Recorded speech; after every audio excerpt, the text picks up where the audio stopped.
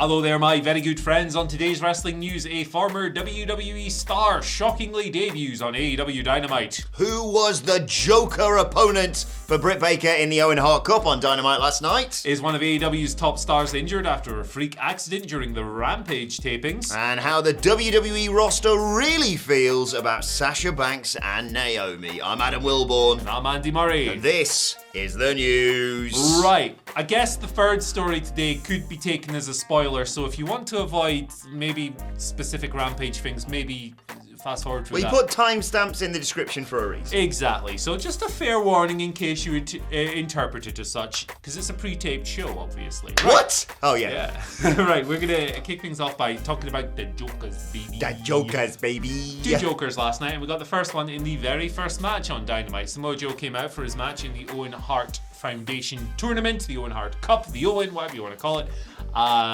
Standing there, what name pops up on the screen? Johnny Elite! Hey! Johnny Elite, and you know who likes to mess around with his surname a lot when he's working for companies that aren't WWE? It's the former John Morrison, of course. John Hennigan. What else has he done? Johnny Mundo, Johnny Impact, Johnny Caballero, I think he's been doing recently. Johnny Superstar. He messes around with his name, but we're calling him Johnny Elite. Johnny Dynamite would have been cool, wouldn't it? That would have been cool. Anyway, imagine if he was on Dark Elevation. Johnny Dark Elevation.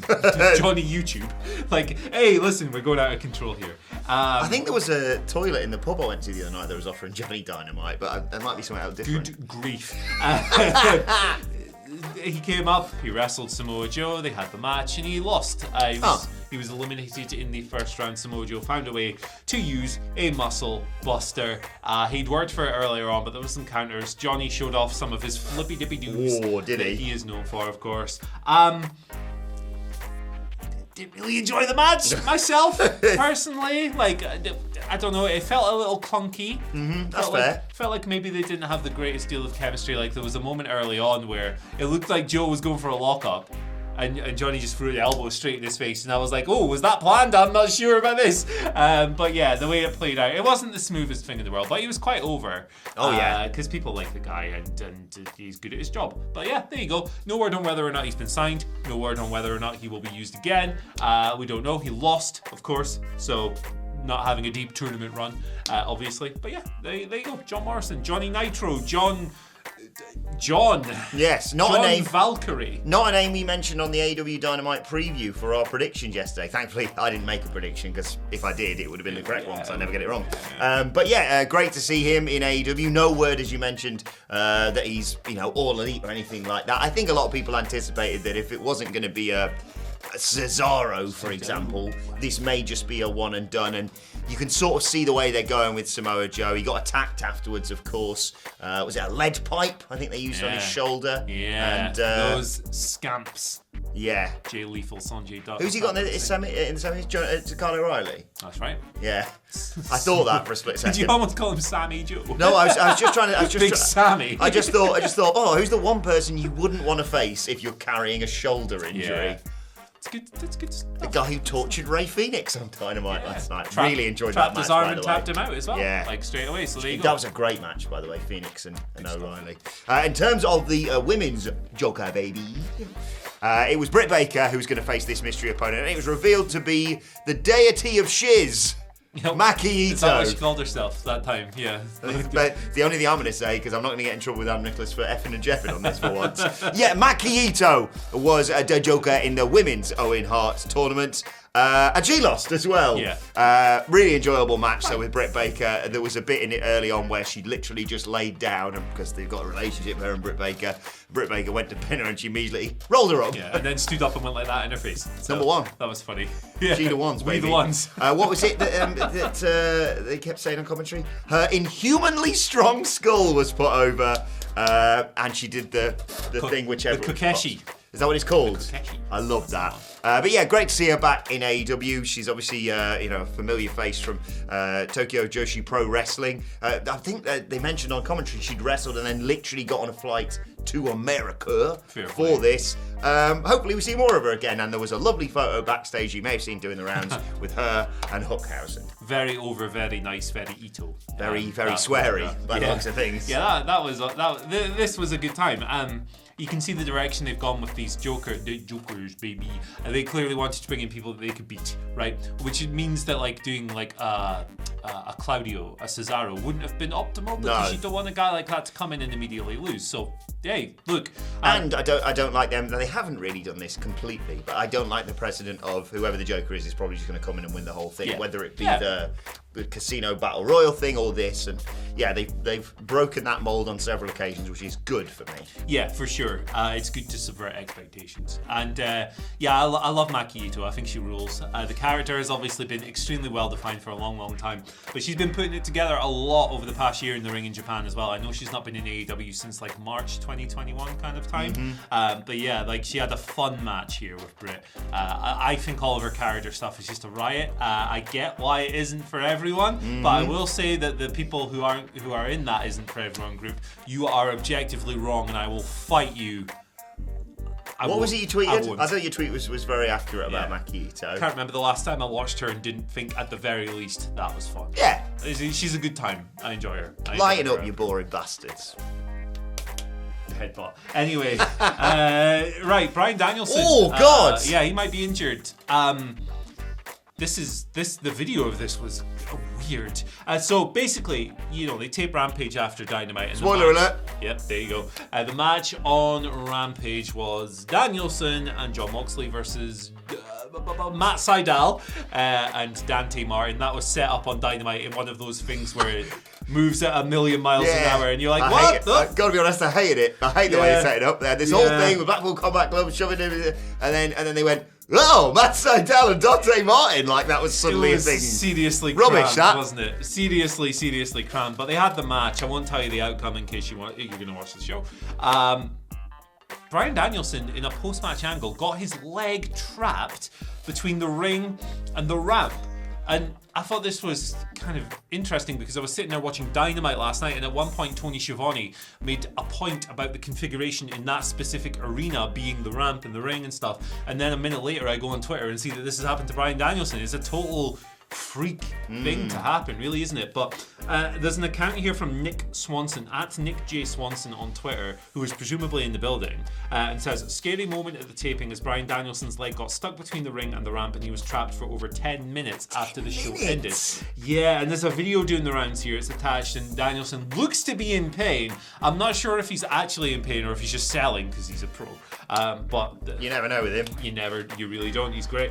Another tweet here. Nick followed up a while afterwards saying Danielson did walk out on his, he was able to walk out. That's good. But he was being helped by AEW staff, but shoved them away, and he was visibly frustrated and upset.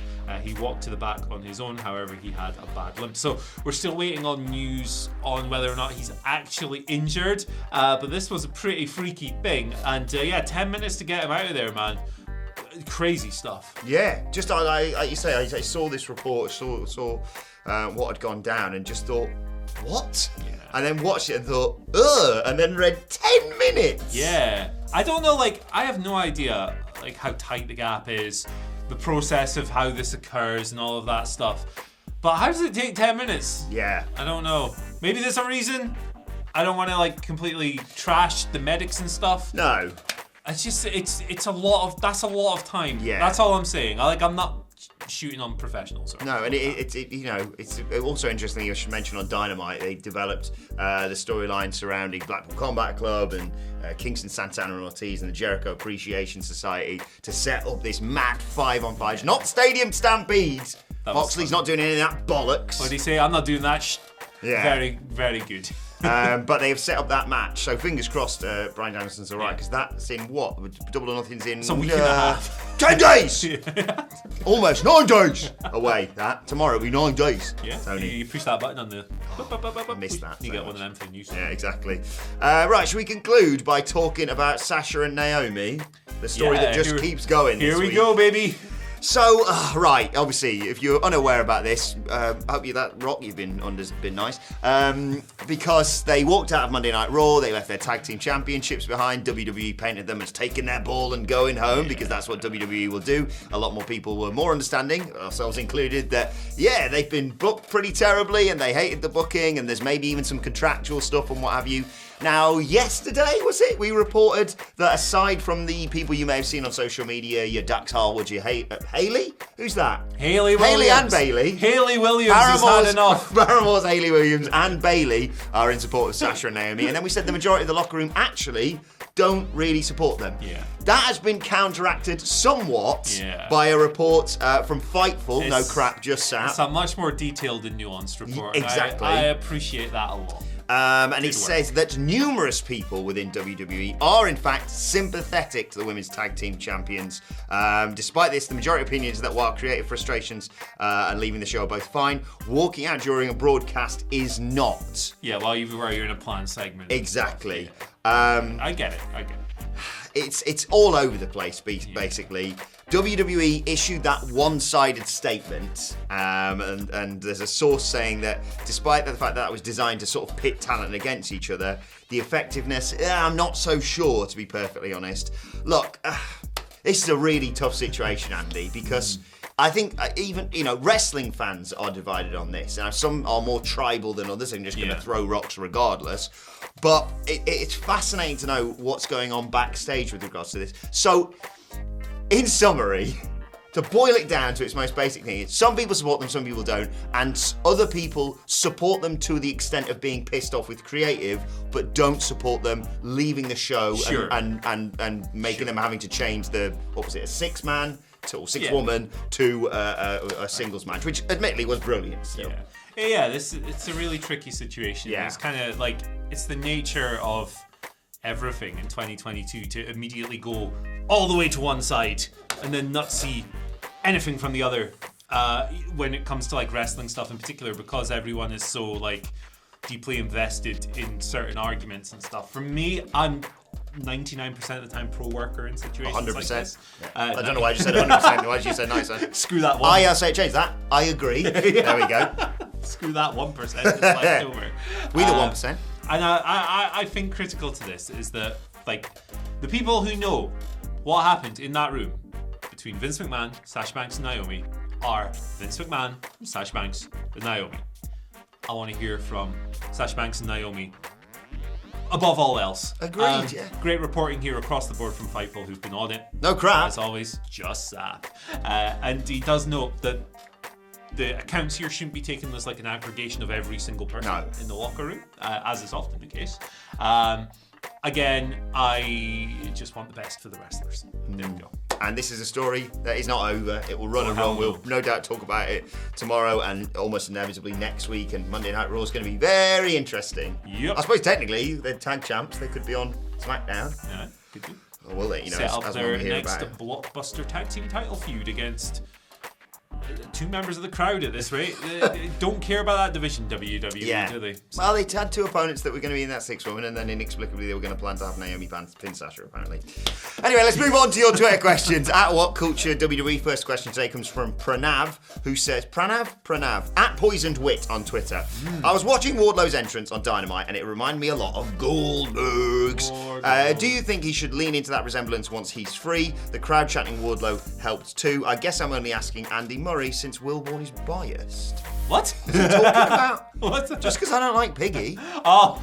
I mean, I don't know what the question is here, because he's going to lose to MJF at the pay-per-view, and that'll be it, won't it? That too good. Hey, maybe he can have that entrance when he's working at the popcorn stand. Huh? What, with Bill? What do you reckon? To a sort of, security-lined Goldberg essay. It did look mint when the shutters went up last night and he was in the shackles. And he had his tap off and it was ready to go. Yeah, I think they'll get rid of the security after the pay-per-view. I think they probably should as well.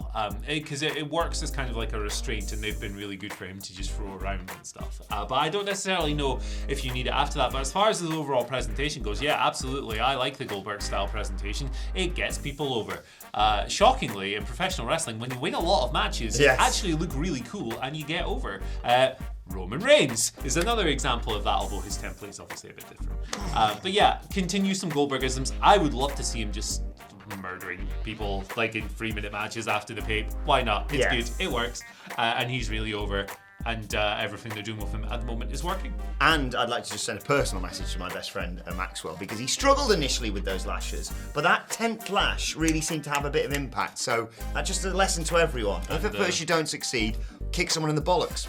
Yep. So there you go. Angela Dawn gives us our second question of the day, who says, well, you read it. What's the first bit she says there? Greetings, Andy, and King of the Mic, baby.